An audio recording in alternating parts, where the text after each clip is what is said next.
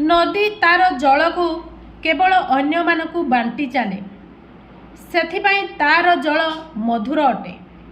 समुद्र केवल अन्य ठारू जल ग्रहण करने शिखि थाए सेथिपाई तार जल लुणिया अटे।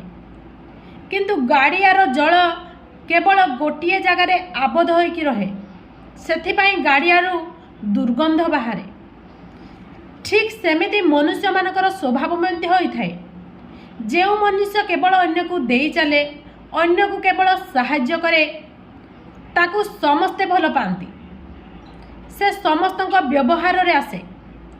जो मनुष्य केवल अन्य ठारू नेबा शिखिछि तार स्वभाव लुण परी ताकू केही मध्य पसंद करती नहीं।